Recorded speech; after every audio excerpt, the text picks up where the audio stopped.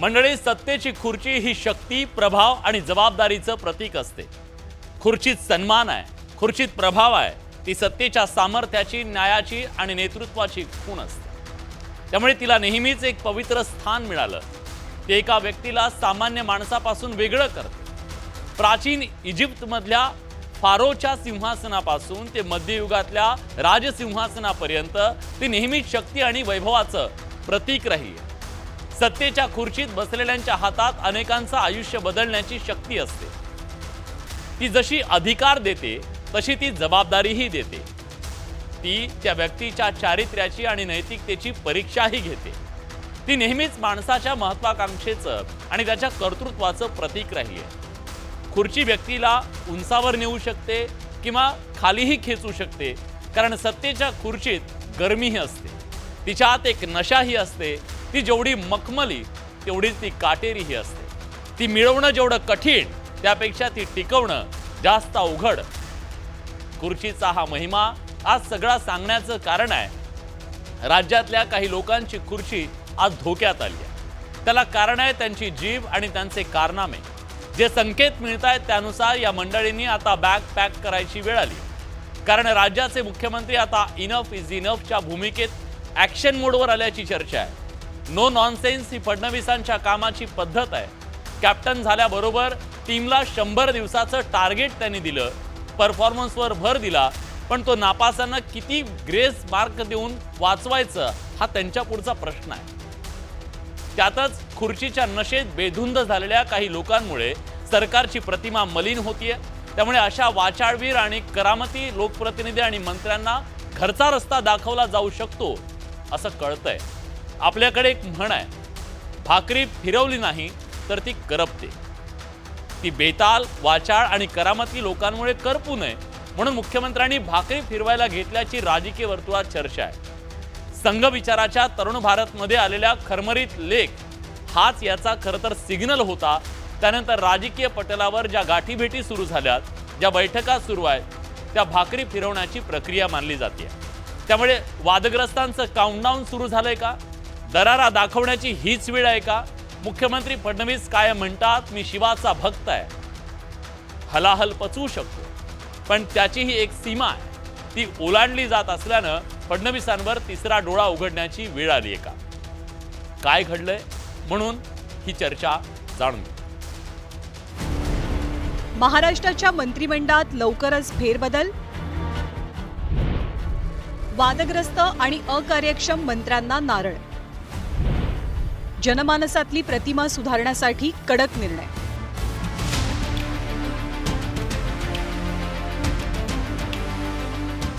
आगामी काळात राज्याच्या मंत्रिमंडळात मोठ्या फेरबदलांची शक्यता वर्तवली जाते आणि मुख्यमंत्री देवेंद्र फडणवीसांचा दिल्ली दौरा त्याचाच एक भाग मानला जातोय. वर्षभराच्या आतच काही मंत्र्यांनी आपल्या विधानांमधनं तर काहींनी आपल्या कृतीतून सरकारची अडचण केली.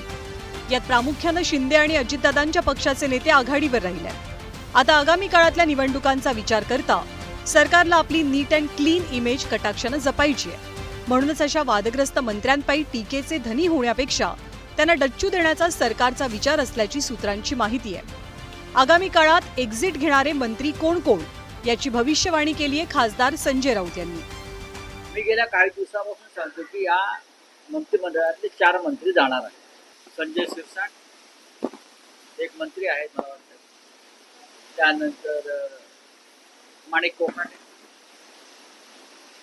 योगेश कदम यांचं नाव त्यात जोडलं गेलेलं आहे. बाकीची नावं समोर येत आहेत. पण 4 वरून संपूर्ण मंत्रिमंडळाची सफाई करून एक वेगळ्या चेहऱ्याचं मंत्रिमंडळ आणावं अशी चर्चा दिल्ली आणि मुख्यमंत्र्यांच्या वर्तुळात सुरू आहे. राज्याच्या मुख्यमंत्र्यांनी 2 दिवसांच्या दिल्ली दौऱ्यात घेतलेल्या भेटींची क्रोनॉलॉजी पाहिली तर मंत्रिमंडळातल्या बदलांचा अंदाज बांधला जाऊ शकतो. गुरुवारी राष्ट्रवादीचे प्रदेशाध्यक्ष सुनील तटकरे यांची तर शुक्रवारी केंद्रीय गृहमंत्री अमित शहांची मुख्यमंत्र्यांनी भेट घेतली. विश्वसनीय सूत्रांच्या माहितीनुसार मुख्यमंत्र्यांनी बेशिस्त मंत्र्यांविरोधात मित्रपक्षांकडे नाराजी व्यक्त केल्याचं कळतंय. मुख्यमंत्र्यांच्या मतानुसार वादग्रस्त मंत्र्यांवरती कारवाई केली नाही तर कोडगेपणा तयार होईल. काही निर्णय घ्यावेच लागतील, अन्यथा काही केलं तर काहीच होत नाही अशी भावना मंत्र्यांच्या मनात निर्माण होईल. त्यामुळे मुख्यमंत्र्यांच्या दिल्ली दौऱ्यानंतर वाचाळ आणि जनतेत प्रतिमा मलिन असलेल्या मंत्र्यांवर कारवाईचे स्पष्ट संकेत मिळतात. भ्रष्टाचार, शेतकऱ्यांच्या विरोधी वक्तव्य, लेडीज बार,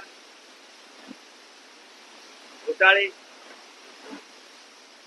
पैशाच्या उघड्या बॅगा घेऊन बसणं, याच्यामुळे बिघडलेली प्रतिमा हे आता ओझं देवेंद्र फडणवीस यांच्या कल्पनेपलीकडे गेले. ते ओझं त्यांना आता पेलवत नाही, पण ते फेकताही येत नाही.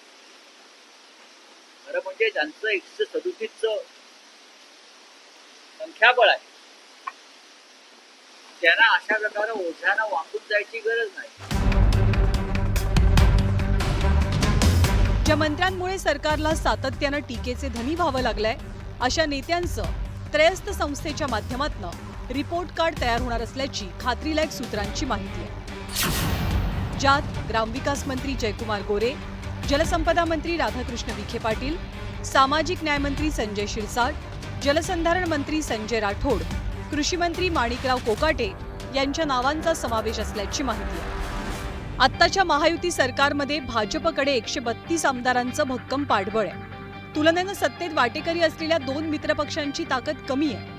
या वर्षाखेरीज पार पडणाऱ्या स्थानिक स्वराज्य संस्थांच्या निवडणुका महायुतीसाठी एक प्रकारे अग्निपरीक्षेसारख्या असतील. विधानसभेतला बंपर परफॉर्मन्स याही निवडणुकांमध्ये कायम ठेवण्याचं आव्हान महायुतीसमोर असेल. त्यामुळे नो रिस्क पॅटर्न लागू करत सरकार लवकरात लवकर अडचणीच्या ठरत असलेल्या मंत्र्यांना बाहेरचा रस्ता दाखवण्याच्या तयारीत असल्याचं कळतंय. Bureau report, news 18 Lokmat.